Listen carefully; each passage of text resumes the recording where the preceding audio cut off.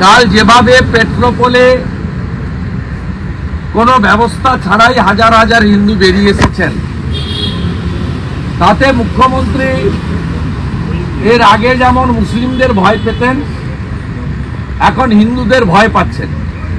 তাই তিনি এই কথাগুলো বলে উনার সঙ্গে যে কয়েক পার্সেন্ট হিন্দু আছে তাদের রক্ষা করার একটা মরিয়া এবং শেষ চেষ্টা করছে।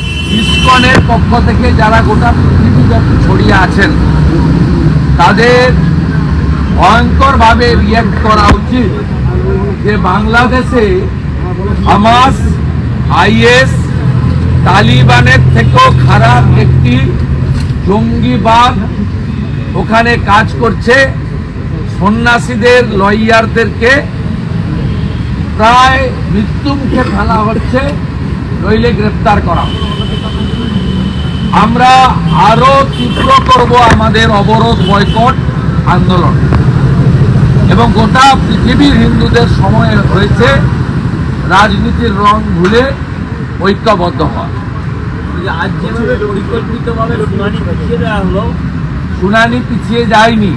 আমি দুটো ছবি দেখালাম।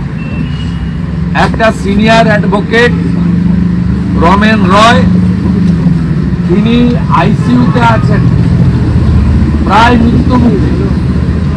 আরেকজন তরুণ লয়ার, লিগাল আচার্য, তার গোটা মাথাটা ভেঙে এই উগ্রবাদী, মৌলবাদী, জিহাদি এই শক্তি এই কাণ্ড করেছে।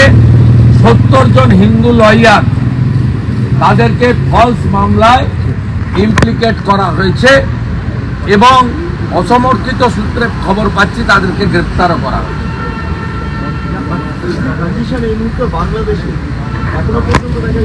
আমি ইন্টারন্যাশনাল হিউম্যান রাইট অর্গানাইজেশন তাদের হস্তক্ষেপ করার অনুরোধ করছি একজন সচেতন হিন্দু হিসেবে।